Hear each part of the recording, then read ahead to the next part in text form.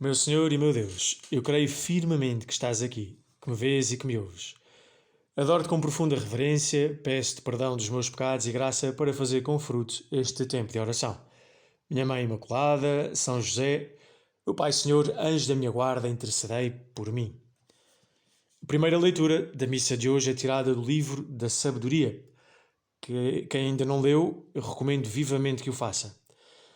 Já agora está no Antigo Testamento. Diz assim: Dizem os ímpios pensando erradamente: armemos ciladas ao justo porque nos incomoda e se opõe às nossas obras. Censura-nos as transgressões da lei e repreende-nos as faltas de educação. Declara ter o conhecimento de Deus e chama-se a si mesmo Filho do Senhor. Tornou-se uma censura viva dos nossos pensamentos e até a sua vista nos é insuportável. Fazemos aqui uma pausa. O justo, a pessoa que vive santamente, torna-se, para quem vive em pecado e não se quer arrepender, torna-se insuportável. Não estamos a falar daquela pessoa que é o santinho ou a santinha, que por vezes é verdadeiramente irritante. Todos estivemos na sala de aulas, se não fomos nós, essa pessoa, todos estivemos, o aluno ou a aluna excelente, que estava na primeira fila, normalmente usava óculos, não estou a discriminar, eu também uso óculos, e sabia responder a todas as perguntas, estava sempre com o braço no ar, tinha feito os trabalhos de casa, tinha os apontamentos impecáveis, não participava nas brincadeiras durante as aulas, aquelas que aconteciam sobretudo quando o professor saía por um momento, se fazia logo o caos dentro da turma.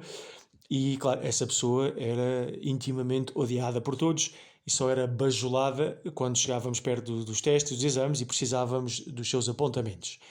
Pondo essa pessoa de parte, não é dessa que está a falar a Sagrada Escritura, está a falar da pessoa que vive santamente. Ora, esta passagem é, sem sombra de dúvida, também uma profecia da vida de Jesus.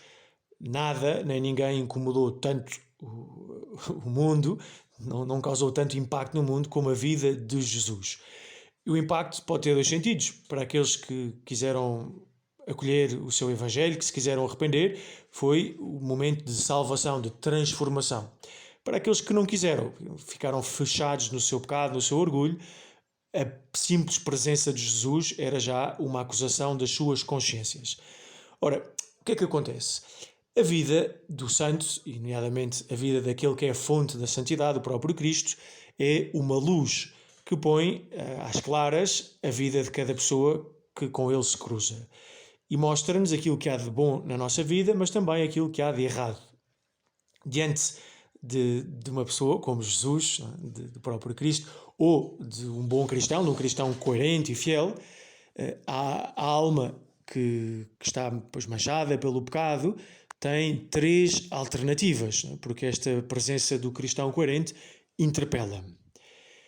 E as alternativas são as seguintes: eu reconheço que estou a pecar, que algumas atitudes que tenho na vida estão erradas e tenho que mudar, e arrependo-me e sou conduzido ao perdão de Deus. Isto é um voltar a viver, e esta é a alternativa que todos nós desejamos de maneira especial durante o tempo da Quaresma, tempo de conversão. Se eu não quiser fazer isso, permaneço no meu pecado e então tenho ainda duas alternativas. Uma delas é silenciar a minha consciência, abafar a minha consciência por uma mordaça à volta da sua boca, impedir que a consciência continue a incomodar-me. E a terceira alternativa é começar com todo um discurso interior para justificar os meus atos. Portanto, são os caminhos que, não estou a ver mais nenhum, que a pessoa que reconhece o pecado tem diante de si. Ou reconhece, arrepende-se e muda, ou reconhece e negligencia a consciência e silencia a consciência, perseverando no mal, ou então gera uma série de argumentos, de justificações para não ter que mudar de vida. Bom, o que é que acontece quando nós escolhemos o segundo ou terceiro caminho? A presença de Deus, a presença de um católico, uma católica coerente, a própria Igreja, incomoda. Incomoda porque vai fazer com que a consciência queira sair do silêncio, comece a despertar outra vez, ou vai mostrar que os nossos discursos para nos justificarmos estão errados.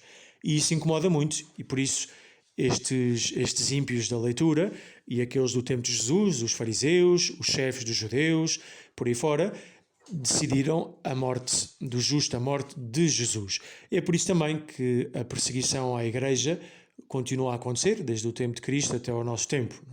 Não nos devemos espantar, porque a Igreja continua a anunciar a verdade e a Igreja continua a ser una e santa. Torna Deus presente no mundo, para além dos pecados dos seus membros, dos meus e dos teus, que por vezes ofuscam e desfiguram um pouco a beleza da Igreja. A Igreja não deixa de ser santa na sua origem, que é o Pai, na sua cabeça, que é Cristo, e na sua alma, que é o Espírito Santo, e ainda nos meios de santificação. E isto torna-se visível na vida dos fiéis, que vivem com coerência. Bom, vamos continuar a nossa leitura e saltamos para o fim. Diz assim: assim pensam os ímpios, mas enganam-se, porque a sua malícia os cega. Ignoram os segredos de Deus e não esperam que a santidade seja premiada, nem acreditam que haja recompensa para as almas puras.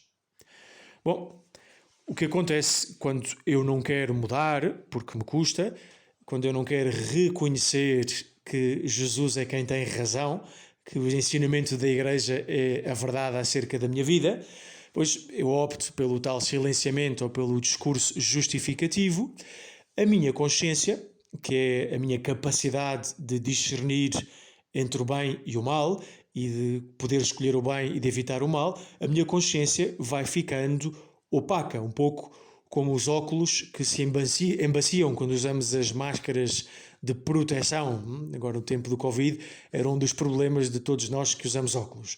Nós deixamos de ver com clareza. Ora, uma consciência que não funciona é como um automóvel sem volante. Estamos em apuros, vamos pondo as mudanças, acelerando e rezando para que não haja curvas, porque senão será o fim da nossa vida. Ao contrário, a consciência que vai sendo afinada ao longo da vida, a consciência da criança que recebe um bom exemplo, uma boa educação de parte dos pais, da escola, na igreja, vai sendo formada, vai cada vez tornando-se um instrumento mais eficaz para que a pessoa possa reconhecer e fazer o bem. E é isto que tu e eu devemos pedir ao Senhor e que fazemos agora. Senhor Jesus, concede-me a coragem de pôr a mão nas minhas feridas, de chamar os meus pecados pelo seu nome e de me arrepender deles, de recorrer com sinceridade e humildade à confissão. Concede-me, Jesus, o desejo de ter um coração bondoso. Ajuda-me, Senhor, a ver os outros com os teus olhos, com compreensão, desculpando as suas faltas, corrigindo com caridade quando for oportuno, mas sobretudo a notar mais nas suas qualidades do que nos seus defeitos. Que eu não seja daquelas pessoas que estão sempre a reparar nos defeitos dos outros, sempre a emitir juízos e a remoer nesses juízos dia e noite. Senhor, dá-me um coração que saiba ver o bem, que saiba ver o positivo, que saiba alegrar-se com o bem imenso que há na vida das pessoas que são como tu e como eu. Agora estou a falar contigo, não com Jesus, que têm qualidades e defeitos. Senhor Jesus, ajuda-me a vê-los com o teu olhar. Podemos também pedir a Jesus que nos dê um espírito de gratidão. Senhor, dá-me um coração agradecido, que saiba reconhecer tantos e tantos dons e bênçãos que diariamente me concedes e que eu fico contente com esses bens. E que eu não fique menos contente com o bem que tu concedes aos outros, com o bem que tu, Jesus, fazes na vida dos outros. Que eu me alegre como se fosse na minha própria vida.